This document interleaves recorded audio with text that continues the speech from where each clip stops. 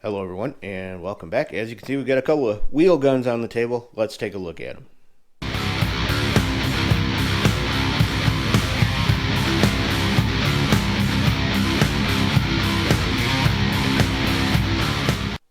Okay, so we've got a couple of 6-shooters on the table.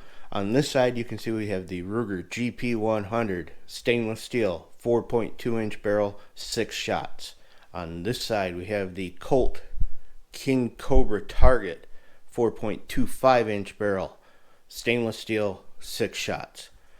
Now the Ruger goes for $800 or $900 depending on which model you get. I bought this one years ago, so I'm not sure how much I paid for it. I'm not sure if this particular configuration is available anymore. This came with the rubber grips with the wood inserts, but I did change it out to the Crimson Trace, which is why you see a little hump here. The King Cobra Target comes just like it is.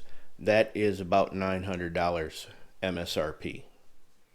So as you can see, with them both lined up here, the King Cobra is just a little bit longer because it does have the 4.25 inch barrel, where the Ruger has the 4.2 inch barrel. So this is just a little bit shorter. If we lift them up, take a look at them here, you can see that the cylinder on the Ruger is a lot beefier. The frame on the Ruger is beefier. The barrel, looks pretty close to about the same, but the Ruger is cast, the Colt is forged. So that's always been the thing with Rugers, is they are a big beefy revolver.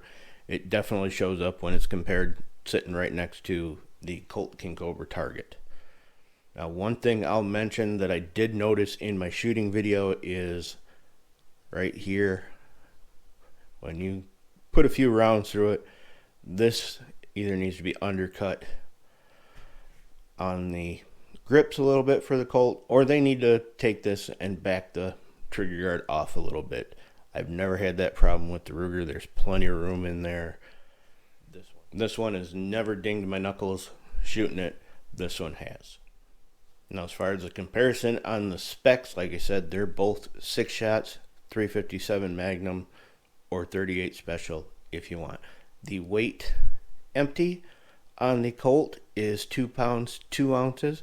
The weight empty on the Ruger is 2 pounds 6 ounces. Again, this is a bigger, beefier pistol because it's cast.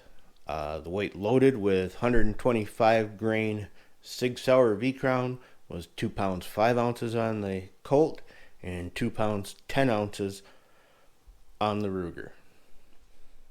The trigger weight on the Colt King Cobra Target was 8 pounds in double action. On the Ruger, 8 pounds. It was 7 pounds 15 ounces. So they're pretty comparable as far as trigger weights on double action. Well, what about single action? Well, the Colt was 2 pounds 11 ounces. The Ruger was 2 pounds 13 ounces. So basically the same thing there as well. And both of those, double action and single action, were the average of 5 pulls. So now I did cover this in my other videos, and one thing about the Colt King Cobra, and we'll check, we are empty. We'll even hit the ejector rod and make sure we're empty. Is that your trigger reset? There are 3 distinct clicks in this to me. One there, one there, one there, and you're still not reset. So you've got 3 clicks, then you still got to come out. Let's try that again. One there, one there, one there. So you have 3 distinct clicks on the Colt King Cobra Target for the trigger reset. It's not really a big deal. I did run into it. I did a lot of dry fire practice with this. I did run into it quite a bit though when I'm doing dry fire. I imagine you're out there doing live fire. I did not notice it there. I doubt you're going to notice it in a self-defense issue if you were using this, because you're just going to be cranking on that trigger. I doubt you're going to get caught in it. Now, as far as the trigger reset on the Ruger,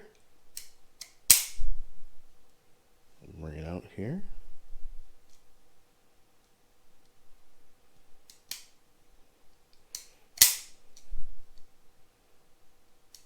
You can get caught in there, but once it's out there, the Ruger does a really good job of pushing your finger out there. Now, whether that's a trigger return spring or hammer spring or what, I don't know. Sorry, I'm not a gunsmith. But it does do a very good job, once you're out there, of pushing your finger out, whereas the Colt is very light return spring on it. So as far as comparing the features, as I covered, they're both stainless steel revolvers. They're both 6 shots of .357 Magnum. They both have a full underlug. They both kind of come with wood grips. The King Cobra Target came with these custom Altamont grips. The Ruger originally came with rubber with the wood inserts. They both have target sights on the rear. Both of them are adjustable for windage and elevation. The Colt has a fiber optic high visibility front sight. This Ruger just has a black ramp on it.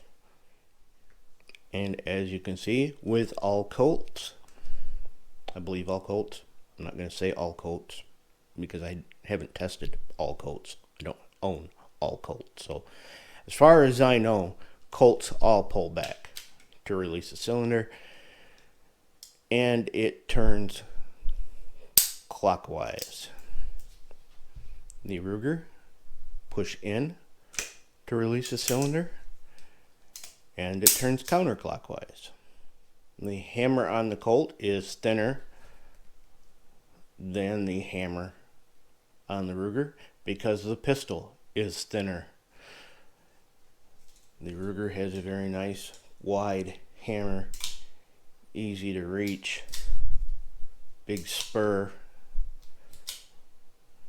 so that you can cock the pistol fairly easily. King Cobra is a little tougher to reach, to me, and it has more of a curve up,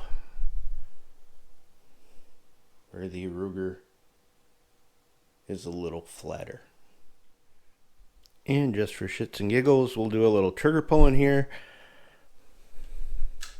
We're empty. Do some double action here for you. So you can see that's got a really nice trigger pull on it. It does stack as you get towards the back here. Single action with it. Just absolutely nice.